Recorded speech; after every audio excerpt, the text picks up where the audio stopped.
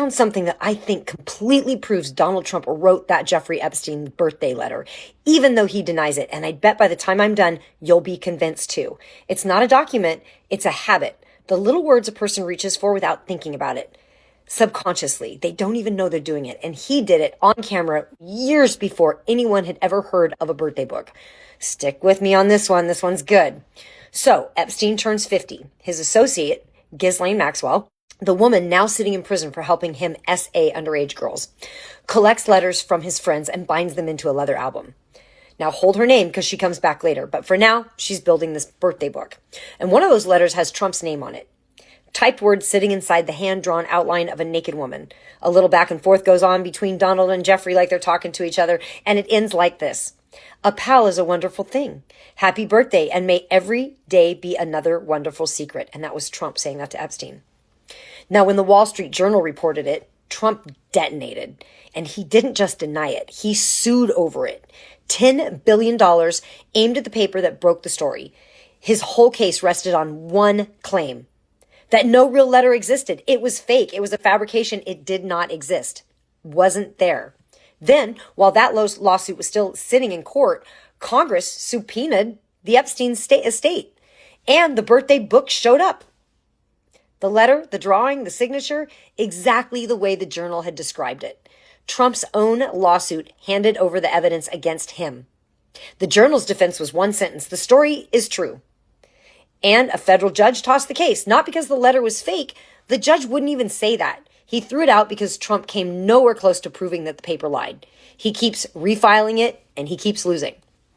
He went to court to prove that the letter didn't exist, and now the court is the reason that we got to see it. Yeah. So go back to what he actually swore, right? These are not my words, not the way I talk, and I don't draw pictures. Now hold on to that. Those were Trump's words. Hold on to that. Not my words, not the way I talk. Now, when you study how people actually speak, everybody has a fingerprint. Not what they say, how they say it, and which words they choose. The same handful of adjectives that they reach for over and over again for like positive things and negative things, usually without even knowing that they're doing it. I have a word I use when I really love something. Mine's amazing. You have one too. And if you start to pay attention, you'll hear your own positive words. Well, Trump's is wonderful. And more specifically, a wonderful thing. He has a specific phrase that he says. And the letter says it plain. A pal is a wonderful thing. Now, let's go back to 2008. Trump sitting across from Wolf Blitzer on CNN, talking about whether Nancy Pelosi should have impeached George W. Bush. And Trump says, quote, "It just seemed like she was going to really look to impeach Bush and get him out of office, which personally I think would have been a wonderful thing." Same three words, same rhythm, same phrase, a wonderful thing. Live broadcast, off the cuff, years before that letter ever surfaced.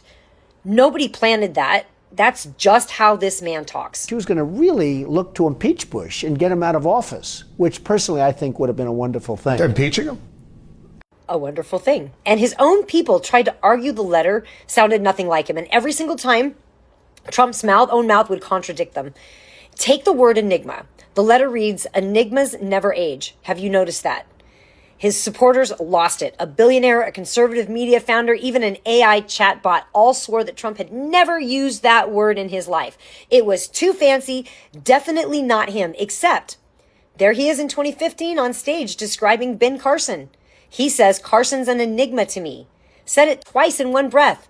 And it's in 2 of his books. Now, Carson's an enigma to me. I didn't say it. Carson's an enigma.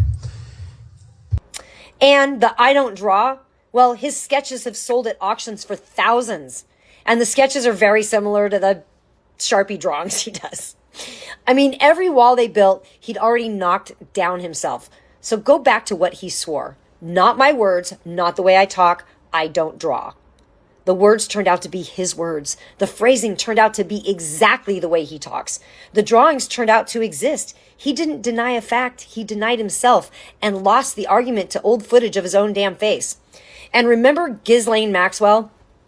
Watch how the world moves around this man. Okay, with Trump back in the White House, the number 2 official at his own Justice Department, Todd Blanche, the lawyer who used to be Trump's personal criminal attorney, flew down and sat with Maxwell for 9 hours over 2 days.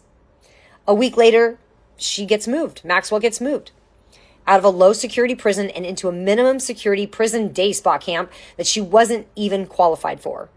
The kind of place famous for letting inmates raise puppies. And the other inmates are very comfortable with her, very uncomfortable with her there. I mean, she's a freaking predator. And the man whose words sit in that book, well, in 2023, a jury found Trump liable for SA against E. Jean Carroll. And a second jury made him pay her $83 million for calling her a liar about it. He appealed. He lost. The court called the reprehensibility of his conduct remarkably high, perhaps unprecedented.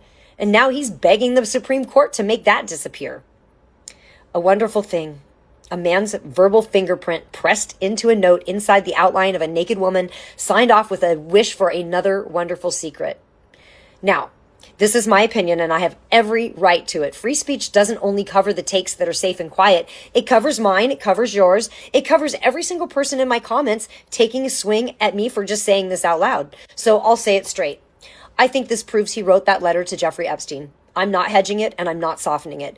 Those words on the page came from the same man who said the same words out loud on national television years before that book ever saw daylight. He told us it wasn't the way he talks. Well, it turns out it's exactly the way he talks. The only thing left to figure out is what that wonderful secret was.